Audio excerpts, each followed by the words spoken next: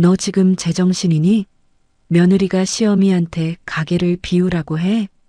시어머니는 카운터 위에 놓인 내용 증명을 보자마자 얼굴이 벌겋게 달아올랐습니다. 저는 흔들림 없이 말했습니다. 네, 계약 끝났습니다. 이제 아버지 건물에서 나가주세요. 그러자 시어머니는 제 친정아버지에게 전화를 걸어 울부짖듯 말했습니다. 사돈, 아직 이혼한 것도 아니잖아요. 부부가 싸울 수도 있지. 이건 경우가 아니죠. 시어머니는 끝까지 뻔뻔했습니다. 뒤로는 바람난 남편과 내연녀를 재혼시킬 생각을 하면서도 앞에서는 사돈지간의 정을 들먹였으니까요.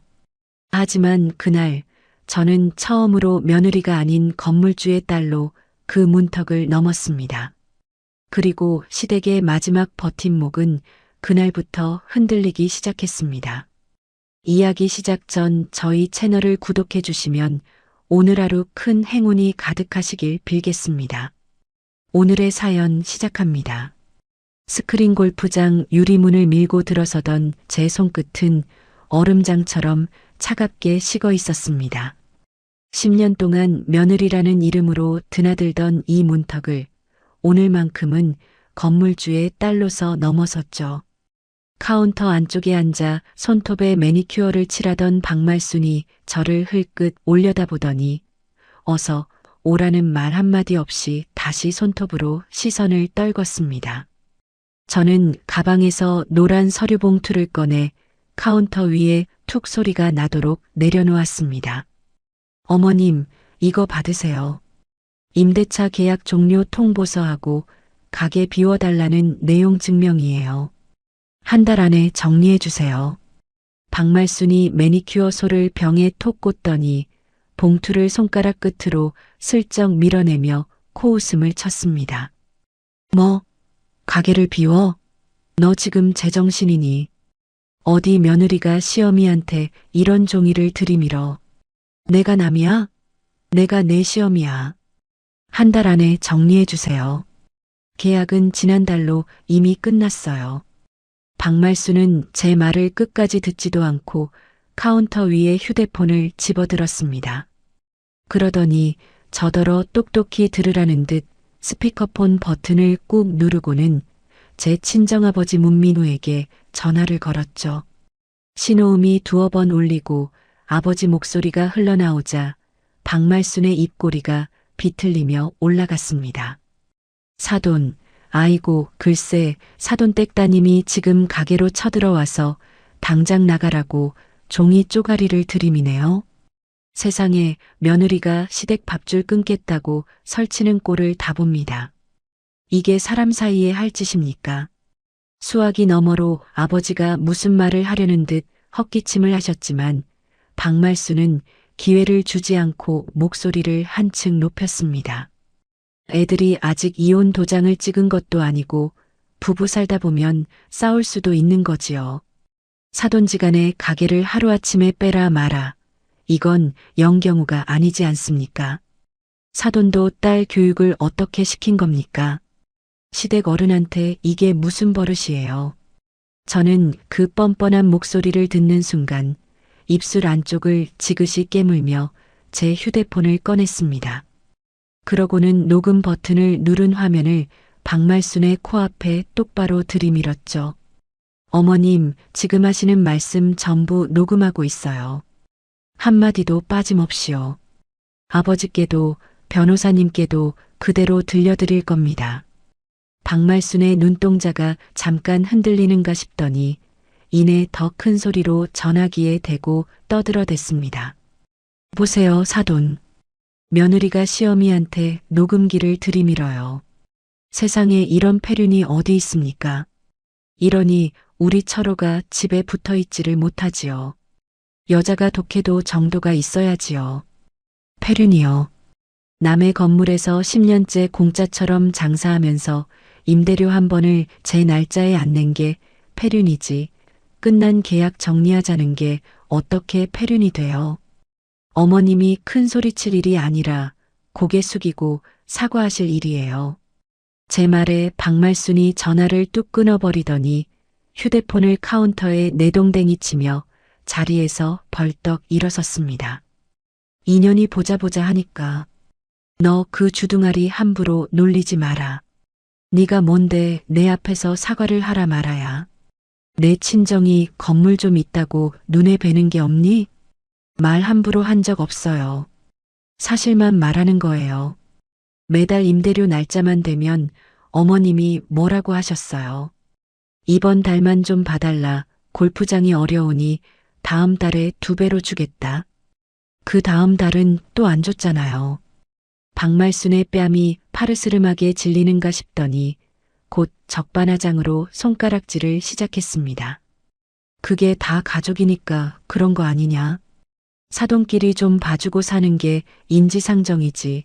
너는 그 정도 융통성도 없어. 며느리가 됐으면 시댁 숨통은 터줘야지. 어디서 돈똥거리며 장사꾼처럼 굴어. 융통성이요. 그 융통성 부려드리느라 제가 어떻게 살았는지 아세요? 어머님이 임대료 미룰 때마다 제가 제 통장에서 돈 빼서 아빠 회사 계좌에 대신 넣었어요. 한두 번이 아니에요. 10년 내내 그랬어요. 박말수는 그 말에는 대꾸도 못하고 입술만 달싹거리다가 엉뚱하게 제 행색을 위아래로 훑어보며 비아냥거렸습니다. 그러게 누가 그러래. 네가 좋아서 한 거지. 며느리가 시댁 좀 도운 걸 가지고 뭘 그렇게 생색을 내. 누가 보면 네가 우리 집 먹여 살린 줄 알겠다. 네가 그 돈 안 냈어도 우리는 다 살 길 있었어. 저는 입고 있던 낡은 코트 자락을 내려다보았습니다.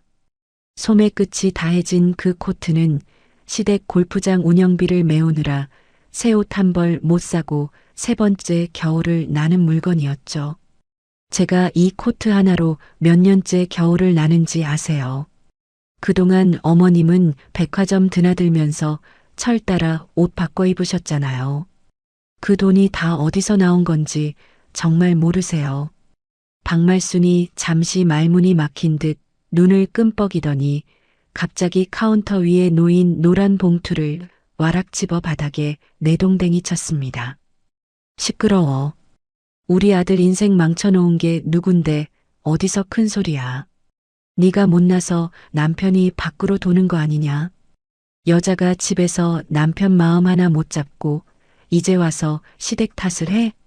뻔뻔한 것도 정도가 있지. 남편이 밖으로 돈다는 그 한마디에 저는 잠시 숨을 멈췄습니다.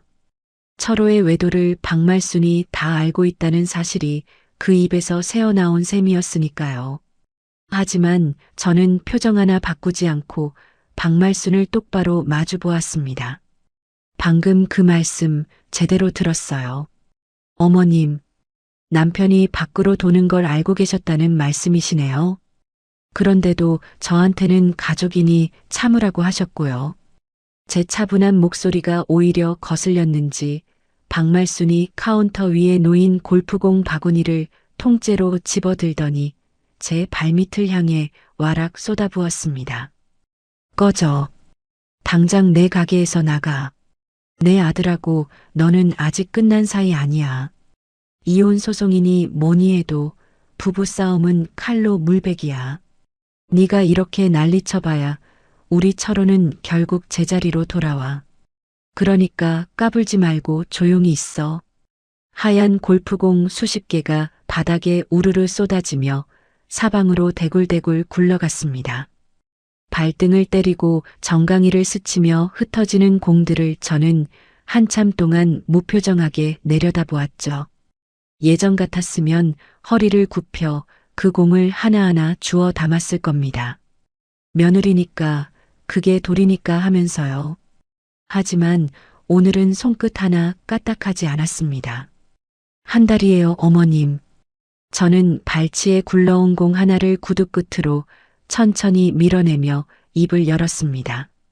한 달 지나도 가게 안 비우시면 그때부터는 제가 봐드리는 게 아니라 법이 처리해요.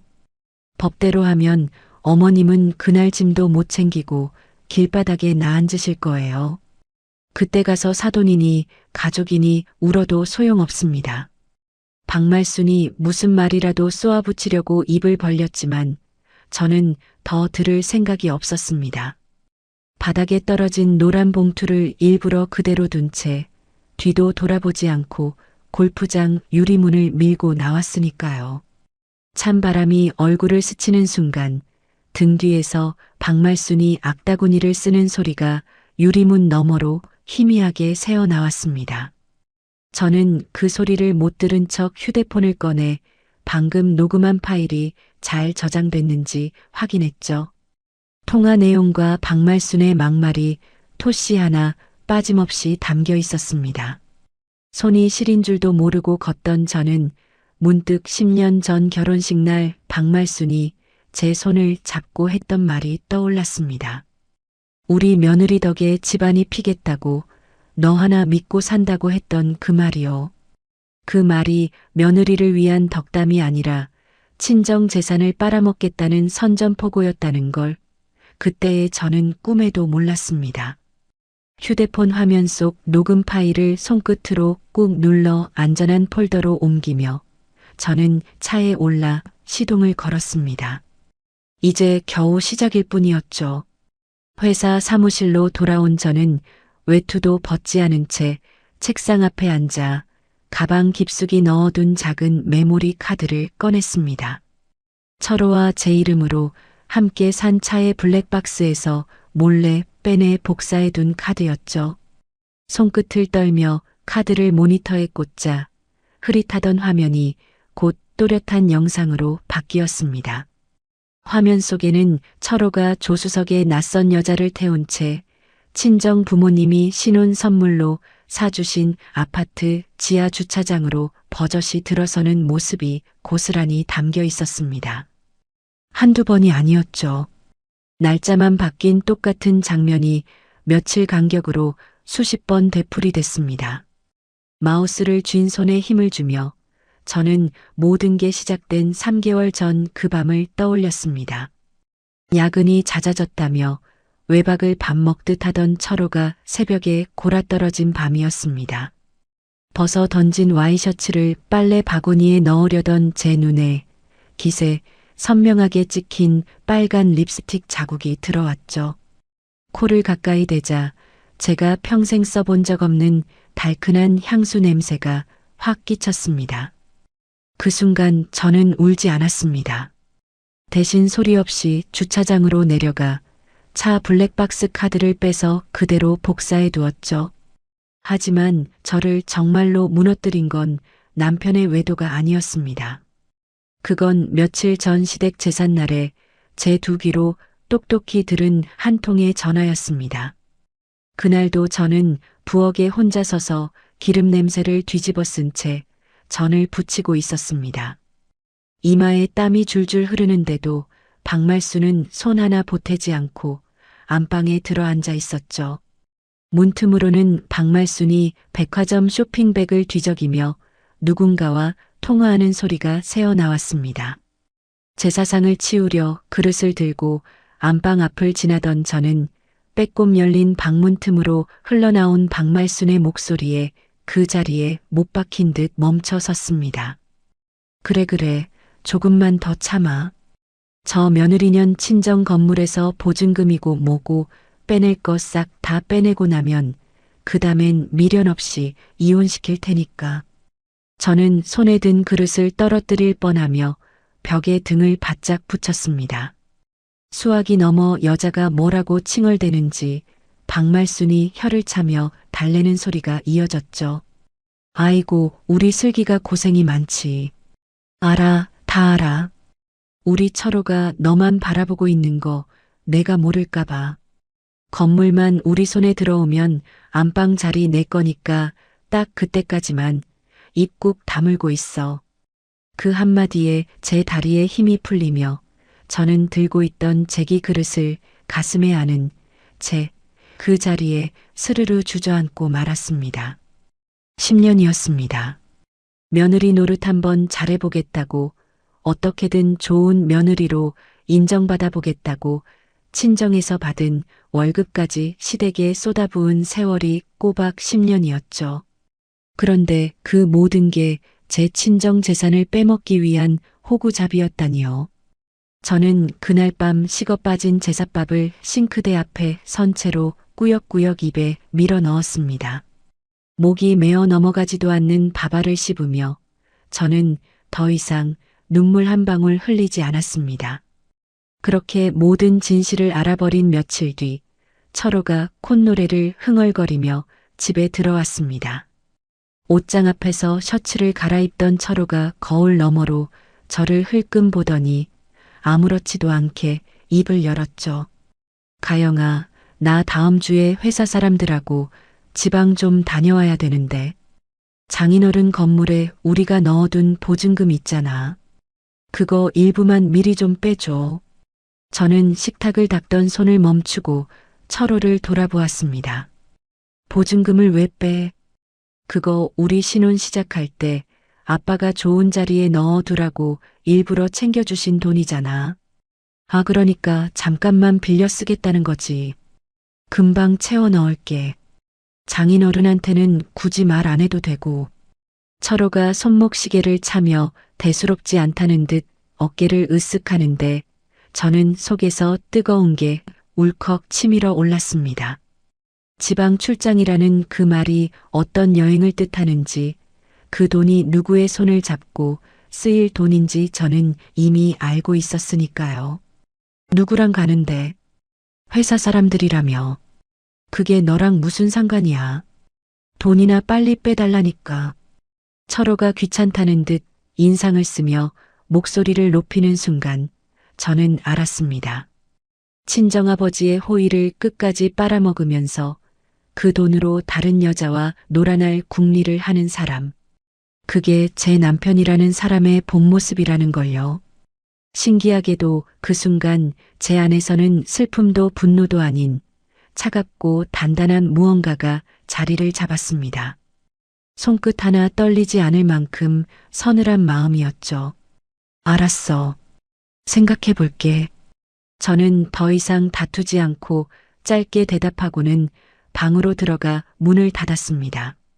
철호는 제가 순순히 물러섰다고 여겼는지 다시 콧노래를 흥얼거렸지만 저는 그날 밤 이불 속에서 휴대폰을 켜고 블랙박스 영상부터 차곡차곡 정리하기 시작했죠.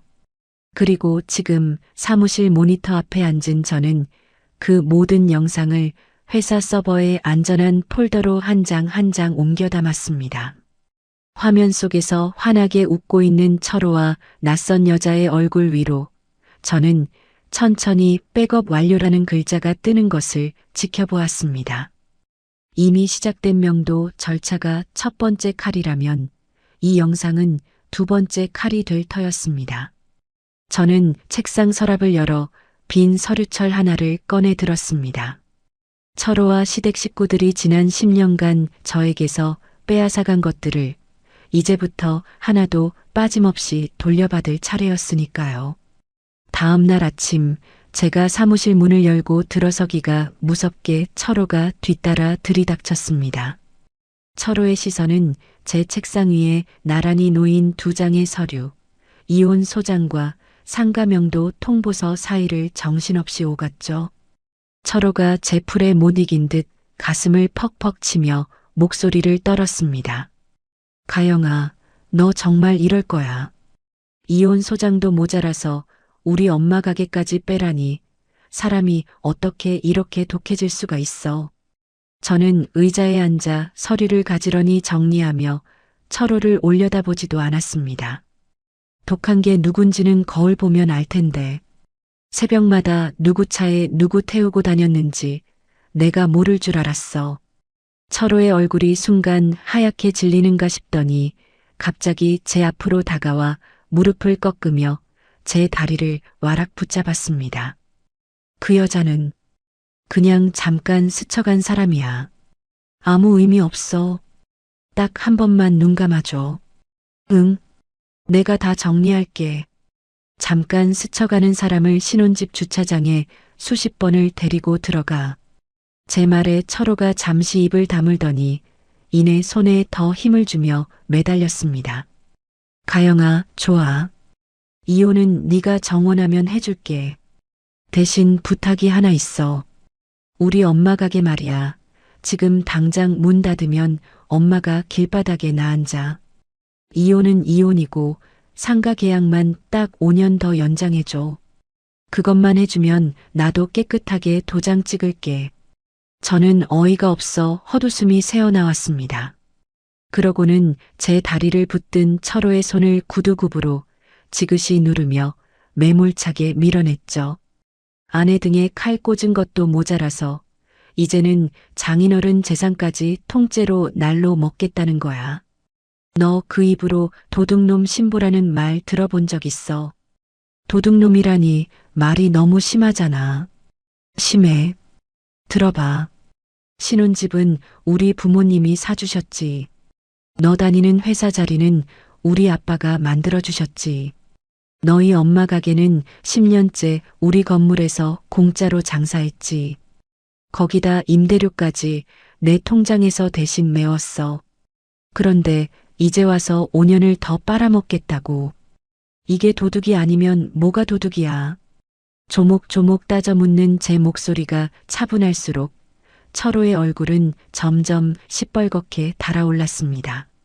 한참을 씩씩거리던 철호가 결국 자리에서 벌떡 일어나며 본색을 드러냈죠. 좋게 말할 때 들어. 우리 엄마 가게 한 번만 더 건드려봐. 내가 장인어른 회사 앞에 가서 피켓 들고 1인 시위할 거야. 사위 등쳐먹는 악덕 기업이라고 사방에 떠들고 다닐 거라고. 철호가 그 말과 함께 책상 위에 쌓아둔 서류철을 팔로 와락 쓸어 바닥에 내동댕이 쳤습니다. 종이들이 사방으로 흩날리며 바닥에 어지럽게 깔렸죠. 예전 같았으면 화들짝 놀라 종이부터 주워 담았겠지만 저는 손가락 하나 까딱하지 않았습니다. 대신 책상 위에 올려둔 휴대폰을 슬며시 끌어당겨 녹음 화면이 돌아가고 있는지를 확인했을 뿐이죠. 방금 그 말 잘 들었어. 처가 회사 앞에서 시위하겠다는 거. 협박도 죄가 된다는 건 알지. 제가 휴대폰 화면을 슬쩍 들어보이자 철호의 눈동자가 흔들리며 한 걸음 뒤로 물러섰습니다. 너 지금 녹음하는 거야. 내 본색을 이렇게 또렷하게 들려주는데 안 담아두면 그게 손해지. 됐으니까 나가. 여긴 우리 아빠 회사고 넌 더 이상 여기 들어올 자격 없어. 저는 자리에서 일어나 사무실 문을 활짝 열고는 손짓으로 철호에게 나가라는 신용을 했습니다. 철호는 분을 못 이겨 입술을 부르르 떨었지만 휴대폰 녹음이 켜진 걸 본 뒤로는 더 이상 함부로 굴지 못하고 욕설을 우물거리며 문 밖으로 밀려나갔죠. 철호가 사라진 자리에 서서 저는 바닥에 흩어진 서류들을 천천히 내려다보았습니다. 그러다 문득 철호가 처가 자회사 임원이라는 명함을 자랑스레 내밀고 다니던 모습이 떠올랐습니다. 변변한 능력도 없는 사람이 그 자리에 앉아 따박따박 월급을 받아갈 수 있었던 건 오로지 사위라는 이유로 친정아버지가 베푼 호의 덕분이었죠. 철호가 누리던 그 모든 것이 알고 보면 단 하나도 제 손으로 일군 게 아니었습니다. 그렇게 흩어진 종이를 한 장씩 주워 모으고 있는데 책상 위 휴대폰이 요란하게 울렸습니다. 화면에는 박말순이라는 이름이 떠 있었죠. 저는 잠시 숨을 고른 뒤 통화 버튼을 눌렀습니다. 여보세요. 가영아. 너 정말 1억이야. 우리 철호가 울면서 들어왔더라. 며느리가 시어미를 길거리에 나앉히려고 작정을 했다고. 박말순의 목소리에는 미안함이라곤 손톱만큼도 없었습니다. 어머님, 임대료 대납 얘기 또 하시려고요. 그건 제가 좋아서 한 게 아니에요. 아유, 그게 다 가족끼리 돕고 살자고 그런 거 아니냐? 며느리가 시댁 형편 좀 봐주는 게 뭐가 그렇게 큰 죄라고. 다 정으로 한 일을 너는 어쩜 그렇게 야박하게 따지니. 남의 돈 빼먹은 일을 정이라는 말로 포장하는 그 뻔뻔함에 저는 관자놀이가 지끈거려 손으로 이마를 짚었습니다. 어머님, 그 정 때문에 제 통장이 텅 비었어요. 10년 동안요. 얘가 무슨 소리를 못 알아듣네. 애들 이혼은 이혼이고 사돈 어른하고 맺은 가계 계약은 또 별게 아니냐. 공과 사를 구분할 줄 알아야지. 그러니까 이혼이야 하든 말든 가계 계약은 그냥 쭉 연장하면 되는 거야. 이혼은 받아들이되 건물은 끝까지 움켜쥐겠다는 그 속셈이 어찌나 노골적인지 저는 도리어 마음이 차분하게 가라앉았습니다. 어머님 말씀 잘 알겠어요. 공과 사, 저도 이제부터 아주 칼같이 구분해 드릴게요.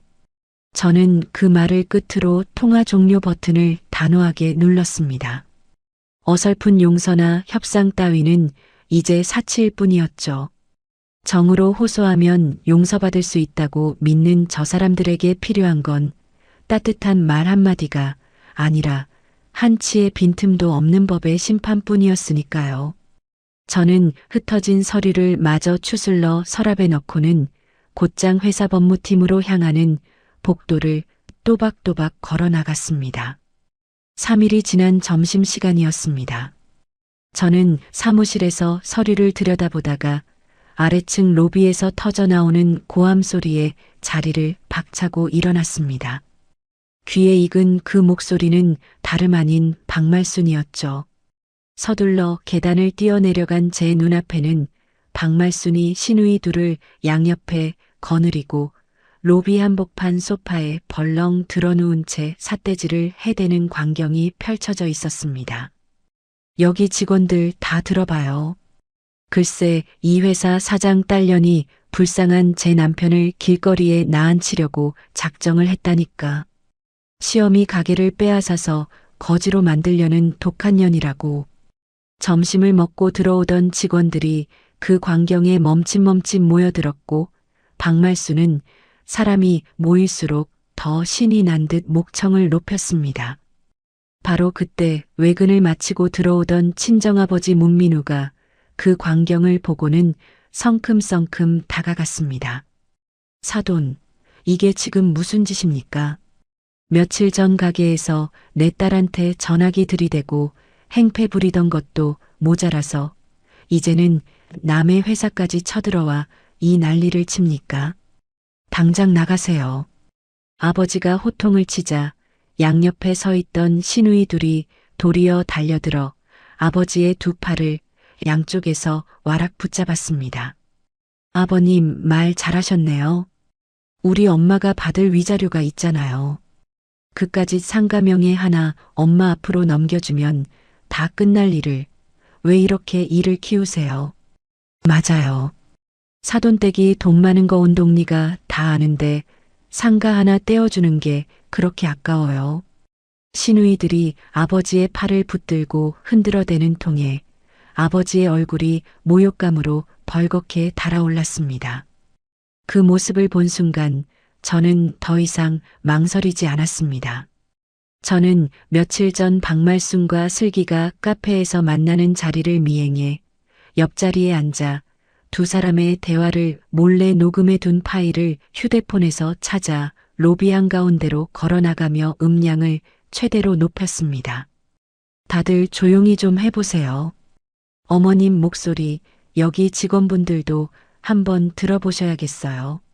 제가 재생 버튼을 누르자 스피커를 타고 박말순의 간사한 목소리가 로비에 쩌렁쩌렁 울려 퍼졌습니다. 슬기야, 내 말 잘 들어.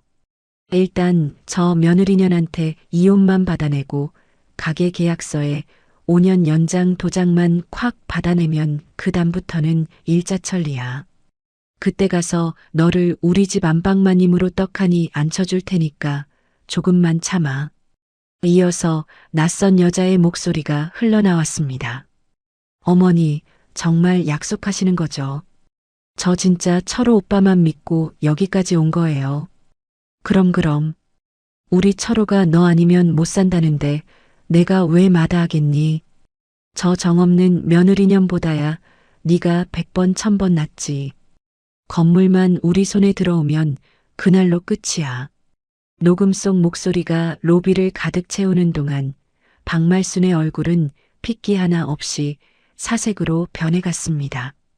모여든 직원들이 술렁이며 박말순을 손가락질하기 시작하자 박말순이 소파에서 벌떡 일어나 제게 달려들었죠. 이년아, 그 전화기 내놔. 당장 그거 꺼. 박말순과 시누이들이 제 휴대폰을 빼앗으려 손을 마구 휘저었지만 저는 한 걸음 뒤로 물러서며 손을 번쩍 들어 올렸습니다.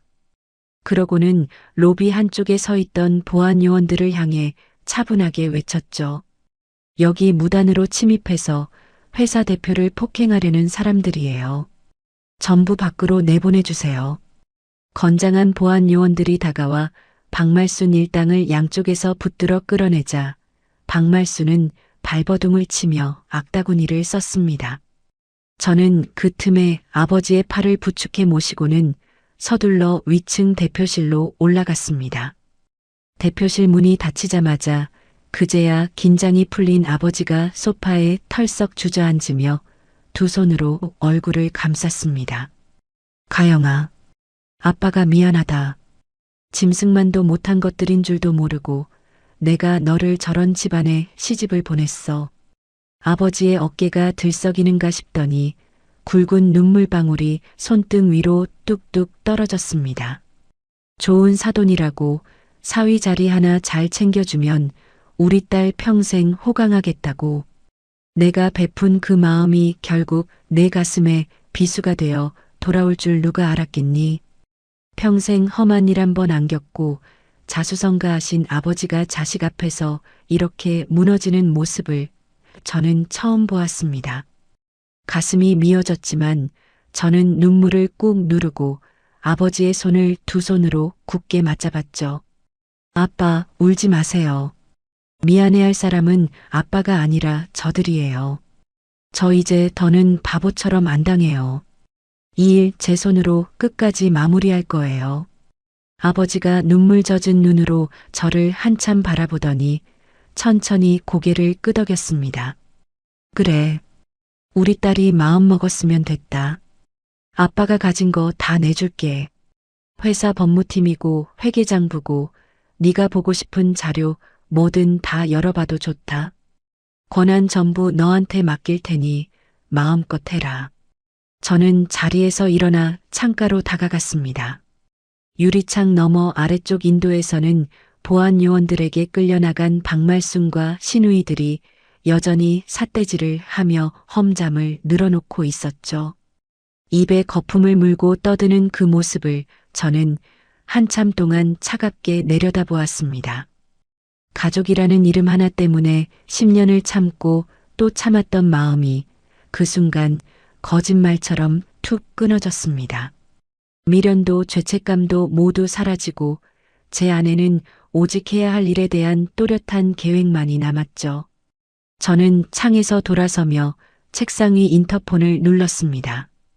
법무팀장님하고 회계 담당자, 지금 바로 대표실로 올라와 주세요. 지난 10년 동안 1층 스크린 골프장하고 주고받은 계약서랑 세금 자료 한 장도 빠짐없이 전부 챙겨서요. 잠시 후 직원들이 들고 온 서류 뭉치가 책상 위에 산처럼 쌓이기 시작했습니다. 저는 소매를 걷어붙이고 그 첫 장을 펼쳐들었습니다.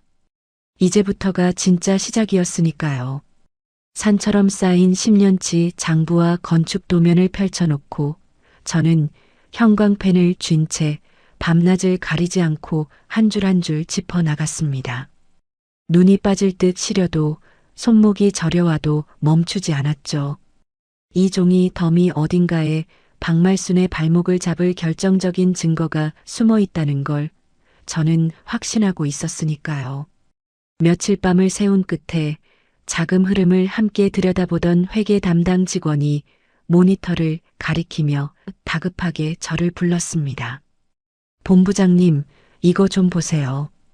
골프장에 손님이 이렇게 많았는데 장부에 찍힌 매출은 절반밖에 안 돼요. 현금으로 받은 돈을 아예 적지도 않고 통째로 빼돌린 거예요. 가짜 영수증까지 끊어서 세금을 줄였다는 거네요. 네. 이렇게 10년을 했으니 빼돌린 세금만 어림잡아도 억 단위예요. 이거 세무서에서 알면 그냥 안 넘어갑니다. 저는 그 화면을 한참 노려보다가 입술 안쪽을 지그시 깨물며 고개를 끄덕였습니다. 시어머니라는 사람이 며느리 등골을 빼먹으면서 뒤로는 나라 세금까지 떼먹고 있었던 셈이었죠.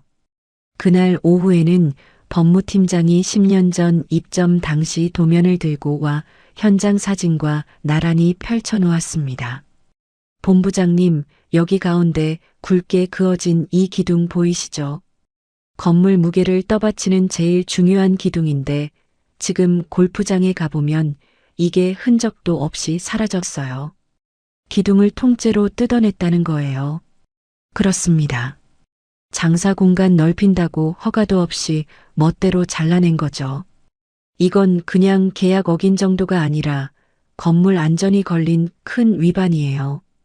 구청에 알려지면 어마어마한 벌금이 매일같이 쌓이고 원래대로 되돌려 놓으라는 명령까지 떨어집니다.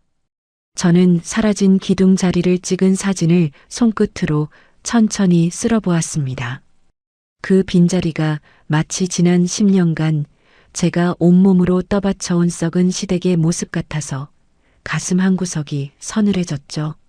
저는 곧바로 박말순이 10년 동안 미루고 안 낸 돈을 1원 단위까지 빠짐없이 계산했습니다. 미납 임대료가 5천만 원, 밀린 관리비가 2천만 원, 도합 7천만 원이었죠. 그리고 그 7천만 원이 누구 돈으로 메워졌는지 제 통장에서 아빠 회사 계좌로 들어간 이체 내역이 고스란히 그 증거가 되어 주었습니다. 유예기간이 지나도록 박말순이 가게를 비우기는커녕 콧방귀만 뀌자 저는 법원에 가게를 비워 달라는 소송부터 냈습니다. 계약이 끝난 사실이 워낙 또렷해서 법원은 그리 오래 끌지 않고 가게를 비우라는 판결을 내려주었죠. 이제 마음만 먹으면 언제든 강제로 짐을 빼낼 수 있는 힘이 제 손에 들어온 셈이었습니다. 저는 거기서 멈추지 않았습니다. 지난 10년간 제 돈으로 대신 갚아준 7천만 원을 돌려달라는 소송을 박말순과 철호 앞으로 나란히 걸었고 법원을 통해 두 사람의 통장까지 꽁꽁 묶어버렸죠. 돈이 들어와도 마음대로 단돈 1원조차 뺐을 수 없게 말입니다. 모든 증거 정리가 끝난 날 밤 저는 텅 빈 사무실에 홀로 남았습니다. 책상 위에는 불법으로 뜯겨나간 기둥 사진과 빼돌린 세금 내역이 가지런히 놓여 있었죠. 저는 그 사진을 오래도록 바라보다가 천천히 컴퓨터 앞에 앉았습니다. 화면에는 구청 건축과 신고 창과 세무서 탈세 제보창이 나란히 떠 있었습니다. 저는 익명칸을 비워둔 채 제 이름 석자를 또박또박 적어 넣었습니다. 숨어서 찌르는 게 아니라 떳떳하게 제 이름을 걸고 심판을 청하고 싶었으니까요. 마우스에 올린 손가락에는 한치의 떨림도 없었습니다. 저는 신고 버튼을 단호하게 눌렀습니다. 며칠 뒤 법원에서 보낸 통지서들이 차례차례 효력을 발휘하기 시작했습니다. 박말순 명의로 된 은행 통장이 꽁꽁 묶였고 자회사 임원 자리에 앉아 따박따박 월급만 받아가던 철호의 급여 통장에도 법이 허락하는 만큼 손이 닿았죠. 그런데 그 통지서가 회사 인사팀을 통해 들어오면서 일이 묘하게 흘러갔습니다. 임원의 월급에 법원 도장이 찍혔다는 소문이 사무실 안에 쫙 퍼진 거죠. 점심시간 휴게실에서 직원들이 수군거리는 소리가 제 귀에도 들려왔습니다.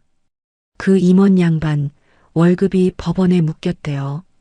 무슨 빚을 졌길래 그래요. 그것도 다른 사람도 아니고 처가 회사에서 그렇게 됐다잖아요. 사위가 장인 돈을 떼먹었다는 얘기던데. 수군거림은 곧 손가락질로 바뀌었고 사위라는 이유 하나로 떵떵거리던 철호의 자리는 하루가 다르게 좁아져 갔습니다. 능력으로 얻은 자리가 아니었으니 한번 금이 가기 시작하자 무너지는 건 순식간이었죠. 저는 그 모든 소식을 사무실 책상 앞에 앉아 담담하게 전해 들었습니다. 분노로 시작한 일이었지만 이제 제 손끝에서 움직이는 건 감정이 아니라 차곡차곡 쌓아 올린 증거와 절차였습니다. 저는 다음 단계를 적어둔 수첩을 펼쳐 아직 그어지지 않은 줄들을 가만히 내려다보았습니다. 진짜 무너짐은 이제부터 시작될 참이었으니까요. 제가 신고 버튼을 누른 뒤로 몇 달이 흘렀습니다. 그동안 세무서 조사가 차근차근 진행되더니 어느 가을날 아침 구청 단속반과 세무서 조사관들이 박말순의 스크린 골프장에 한꺼번에 들이닥쳤습니다. 조사관들이 장부를 박스째 드러내고 단속반 직원들이 줄자를 들고 뜯겨나간 기둥 자리를 이리저리 재는 통에 가게는 순식간에 난장판이 됐죠. 그 광경을 나중에 전해 들으며 저는 조용히 눈을 감았습니다. 단속반에게 끌려나가지 않으려 카운터를 붙들고 버티던 박말수는 떨리는 손으로 은행 앱을 켰다가 화면을 보고 그 자리에 풀썩 주저앉았다고 합니다. 이게 무슨, 통장이 왜 꽉 막혀 있어? 당장 직원들 월급 줄 돈도 한 푼이 없잖아. 사장님, 이 통장은 법원에서 묶어놔서 손 못 댑니다. 그러게 진작 세금이나 똑바로 내시지 그러셨어요. 조사관의 무심한 한마디에 박말순의 입에서 비명이 터져나왔지만 누구 하나 그 손을 잡아주지 않았습니다. 같은 시각 회사 복도 구석에서는 철호가 사색이 된 얼굴로 휴대폰을 붙들고 있었습니다. 인사팀에서 월급이 법원에 묶였다는 통보를 받은 직후였죠. 제 휴대폰 화면에는 철호의 이름이 수십 번 깜빡였지만 저는 단 한 번도 받지 않았습니다. 대신 철호가 미친 듯이 보내온 문자들이 화면에 차곡차곡 쌓였습니다. 가영아, 제발 전화 좀 받아. 나 지금 회사에서 매장당하게 생겼어. 이러다 나 정말 끝장나. 한 번만 살려줘. 응. 저는 그 문자들을 다 읽고도 손가락 하나 까딱하지 않은 채 화면을 그대로 꺼버렸습니다. 세무서 조사가 끝나자 결과는 더없이 참혹했습니다. 그동안 빼돌린 세금을 전부 토해내라는 고지서가 날아들었고 뒤이어 구청에서는 뜯어낸 기둥을 원래대로 되돌려 놓을 때까지 매일 벌금이 쌓인다며 1억 원이 훌쩍 넘는 고지서를 보내왔죠. 그 종이들이 박말순의 집 우편함에 차곡차곡 꽂히면서 시댁은 도저히 일어설 수 없는 빚더미에 깔리고 말았습니다. 박말순과 철호가 알거지가 됐다는 소문이 퍼지기가 무섭게 가장 먼저 등을 돌린 건 다름 아닌 슬기였습니다. 안방마님 자리를 꿈꾸던 슬기는 다니던 직장까지 미련 없이 그만두더니 철호의 전화번호를 싹 차단하고 야반도주를 해버렸죠. 뒤늦게 그 소식을 듣고 슬기의 오피스텔로 달려간 철호는 텅 빈 방과 비밀번호가 바뀐 잠금장치 앞에서 주먹으로 문을 쾅쾅 두드렸다고 합니다. 슬기야, 문 열어. 나야. 우리 약속했잖아. 어떻게 이럴 수가 있어. 하지만 굳게 닫힌 문 너머에서는 아무 대답도 돌아오지 않았습니다. 건물만 손에 넣으면 새 살림을 차리겠다던 얄팍한 꿈이 빚더미와 함께 산산조각 나는 순간이었죠. 엎친 데 덮친 격으로 그 무렵 철호의 불륜 사실이 회사 게시판에 익명으로 낱낱이 폭로됐습니다. 누가 올렸는지 모를 글에는 철호가 처가 돈으로 호강하면서 뒤로 바람을 피웠다는 내용이 자세히 적혀 있었죠. 사위라는 이유 하나로 임원 자리에 앉아있던 철호는 결국 회사에서 한직으로 밀려나더니 도망치듯 짐을 싸서 나와야 했습니다. 돈도 직장도 그토록 매달리던 여자까지 한순간에 모두 잃고 나서야 철호와 박말수는 깨달았던 모양입니다. 자기들이 그렇게 우습게 여기고 발로 걷어찼던 저와 친정이라는 울타리가 실은 얼마나 크고 든든한 그늘이었는지를요. 그 깨달음은 어느 늦은 밤 가장 비참한 모습으로 제 앞에 찾아왔습니다. 자정이 가까운 시간 친정집 대문 밖에서 누군가 문을 쾅쾅 두드리며 통곡하는 소리가 들려왔습니다. 술 냄새를 풍기며 비틀거리는 철호와 박말순이었죠. 두 사람은 대문 앞 차가운 시멘트 바닥에 털썩 무릎을 꿇고 머리를 조아렸습니다. 가영아, 내가 잘못했다. 제발 문 좀 열어줘. 한 번만, 딱 한 번만 살려줘. 가영아, 어미가 빌게. 내가 죽일년이다. 우리 좀 도와다오. 이러다 늙은이가 길에서 얼어 죽어. 철호와 박말순이 번갈아가며 머리를 땅에 찍고 울부짖는 소리가 인터폰 스피커를 타고 거실까지 또렷하게 흘러들었습니다.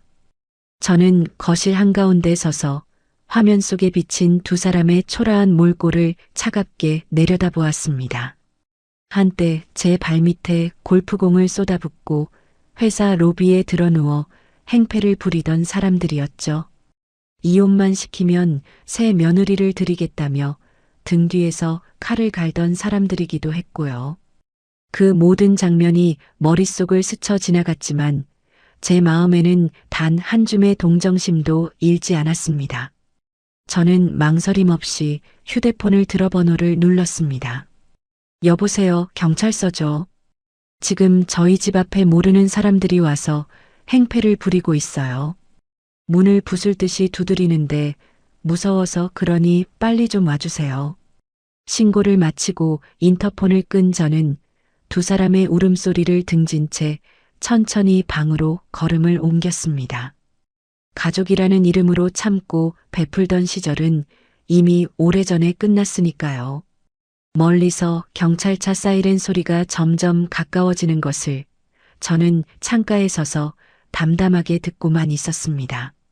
멀어지는 트럭을 바라보는 제 가슴 한가운데로 지난 10년 동안 꽉 막혀있던 체증이 뻥 뚫리는 듯한 시원함이 밀려들었습니다. 며느리라는 이름에 짓눌려 참고 또 참았던 세월이 그제야 발밑에 골프공처럼 대굴대굴 굴러 멀어지는 기분이었죠. 저는 텅 빈 가게 안으로 다시 들어가 천천히 공간을 둘러보았습니다. 박말순이 허가도 없이 뜯어냈던 그 기둥 자리를 손끝으로 짚으며 저는 인테리어 책임자를 불러 단단히 일렀습니다. 여기 기둥부터 제일 튼튼하게 다시 세워주세요. 이 건물을 떠받치는 자리니까 두 번 다시 흔들리지 않게 제대로요. 네, 본부장님. 그동안 칙칙했던 벽도 싹 걷어내고 밝고 세련되게 새로 꾸미겠습니다.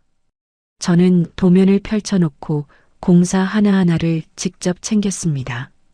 어두컴컴하던 골프장이 환한 햇살이 가득 드는 공간으로 바뀌어가는 모습을 지켜보는 동안 제 안에서도 무언가가 새로 세워지는 것 같았죠. 그렇게 3개월이 흘렀습니다. 리모델링이 끝난 1층 상가에는 친정아버지 문민우의 부동산 관리회사가 새로 선보인 고급 공유 사무실이 화려하게 문을 열었습니다. 넓은 창으로 햇살이 쏟아져 들어오고 깔끔한 책상마다 사람들이 분주하게 오가는 그곳은 한때 며느리의 눈물로 얼룩졌던 그 자리가 맞나 싶을 만큼 환하게 빛났죠. 개업식 날 많은 손님들이 모인 가운데 아버지가 단상에 올랐습니다. 마이크를 잡은 아버지의 눈가가 촉촉하게 젖어들었죠. 오늘 이 자리를 빌려 여러분께 꼭 소개하고 싶은 사람이 있습니다.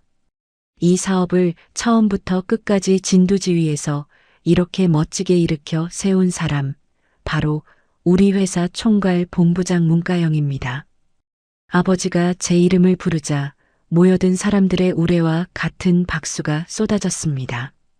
저는 떨리는 마음을 누르며 단상으로 걸어나가 고개를 숙였죠. 며느리로서의 희생만 강요받던 제가 이제는 제 능력을 마음껏 펼치는 한 사람의 어엿한 책임자로 그 자리에 서 있었습니다. 박수 소리 너머로 아버지와 눈이 마주치자 아버지가 입모양으로 조용히 말했습니다. 잘했다, 우리 딸. 저는 그 말에 눈시울이 뜨거워졌지만 입가에는 누구보다 환한 미소가 번졌습니다. 개업식이 끝난 뒤 저는 제 이름표가 또렷하게 붙은 본부장실 책상에 가만히 앉아 보았습니다. 창밖으로는 구름 한 점 없이 맑은 하늘이 펼쳐져 있었죠. 그 푸른 하늘을 올려다보는 제 얼굴에는 10년 만에 처음으로 한 점 그늘 없는 당당한 웃음이 피어올랐습니다. 문득 두 발로 일어나 사무실 유리문 앞에 섰습니다. 손잡이를 쥐고 문을 밀어보니 그 옛날 스크린 골프장 유리문을 밀던 날과는 비교도 안 되게 가벼웠죠. 그날 며느리라는 이름에 짓눌려 얼음장처럼 차갑게 굳어있던 제 손끝은 오늘 이 문턱을 총괄 본부장으로 넘어서며 그 어느 때보다 따뜻하게 데워져 있었습니다. 문을 활짝 열고 환한 사무실 안을 바라보는데 저 멀리 길 건너편이 눈에 들어왔습니다.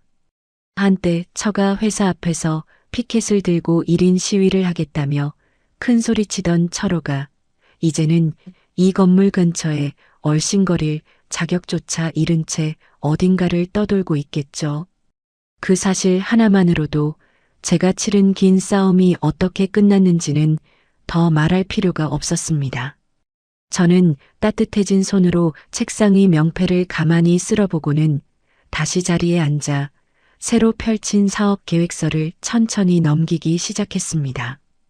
누구의 며느리도 아닌 오롯이 문가영이라는 이름으로 살아갈 날들이 그렇게 환하게 열리고 있었습니다. 인생 톡톡 시청자 여러분, 가족이라는 이름으로 모든 것을 참고 견디는 일이 늘 미덕인 것은 아닙니다. 문가영처럼 때로는 용기를 내어 분명하게 선을 긋는 것이야말로 자기 자신을 지키는 가장 큰 사랑이지요. 평생 묵묵히 헌신하며 살아오신 여러분의 그 마음도 결코 헛되지 않습니다. 진심은 언젠가 빛을 보고 바르게 살아온 사람에게는 반드시 좋은 날이 찾아오기 마련이니까요. 너무 늦었다고 느껴지는 바로 지금 이 순간도 새롭게 웃으며 일어서기에 조금도 늦지 않았습니다. 부디 스스로를 귀하게 여기시고 고개를 당당히 든 채 환하게 웃는 하루하루를 보내시길 진심으로 응원합니다. 이야기를 끝까지 들어주셨다면 잘 들었다고 댓글 하나만 남겨주세요. 구독과 좋아요를 눌러주시는 모든 분들이 행복하시길 기원합니다. 오늘 함께 해주셔서 정말 감사합니다.